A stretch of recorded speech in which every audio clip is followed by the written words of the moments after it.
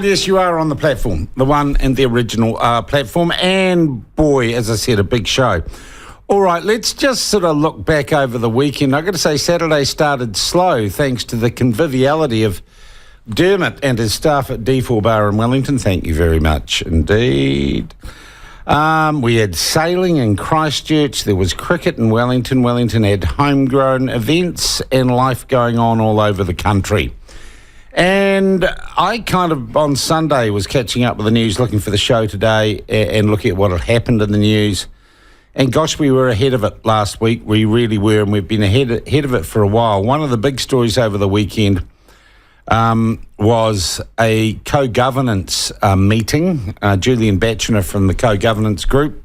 We've had him on a couple of times, and boy, that heated up. The police got involved, and it looked like a bunch of activists, some of them from Massey University, basically went along to this meeting to try and disrupt it. And the police had to get between the people who had willingly gone along to the meeting to talk about their feelings on co-governance and people who didn't want the meeting to take place. And we're going to talk to Julian Batchener in a moment about what happened there, and a lot more, many more co-governance meetings planned around the country, and an issue that is an issue for the election. Although James Shaw, the leader of the Green Party, the man who has banned everyone associated with the Green Party from talking to the platform on air, plenty of them talk to me off air and think that's a dumb idea, James Shaw and Marama Davidson, the co-leaders of the Green Party, gave their, and isn't this pretentious, their State of the Planet speech on Sunday, or State of the Nation speech. And boy, they just went feral, basically. A national government would be the most reactionary, racist, I suppose misogynistic. Why don't they just say Nazi government? It would be a Nazi government. So the Greens have abandoned any idea of appealing to Middle New Zealand as National and Labour duke it out for that ground. And they've decided they are going to continue or heighten the hoax of climate change and social justice, because they're social justice warriors as well. Of course, as Ian Wishart's shown on this program, climate change in New Zealand, the idea that Gabriel was actually a climate change event is a complete fallacy. It's pie in the sky dreaming. But the Greens, they've got to hitch their wagon to something. Now, I must say, James, I would love to have had you on the program this morning. So why you could explain why you're going to run a campaign based largely on hate for someone else rather than promotion of your own policies. But of course you don't return my calls and you didn't return my text. This is an open platform, and you are welcome anytime. And, there are a few people who are interested in the Green Party that listen to this platform, I can tell you from our survey. So the invitation is open, but in the meantime, without you to box your corner, I could say the Greens look like they are slightly desperate, and they will be occupying an extreme fringe of New Zealand politics in the run-up to this year's election. Also, we were ahead of the game with our interview last Friday with Posey Parker, Kelly J.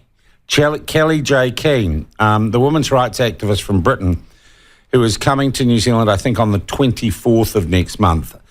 Her outfit, or she held a public rally in Melbourne over the weekend, outside the State Parliament in Melbourne. A lot of people turned up. A lot of women who believe in women's rights.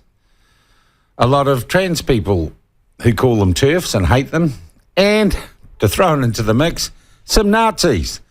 Yep, and look, I've done some calling around about this group and who turned up and talked to some Australian contacts.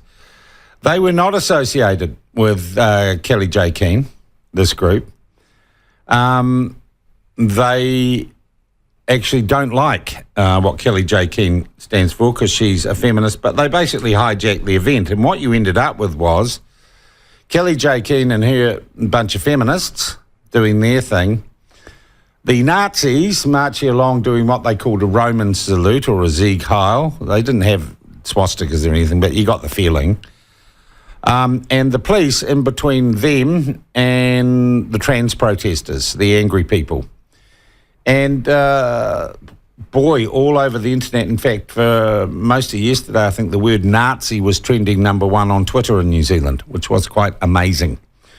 And of course, what happened there, and that was simply that the Nazis tried to hijack the Posey Parker event. What happened then, of course, got all the, what do they call them? The rainbow greens in New Zealand losing their mind and renewing their calls for Kelly J to be banned from New Zealand, to be denied a visa. I would say in regards to that, I didn't see her doing anything violent.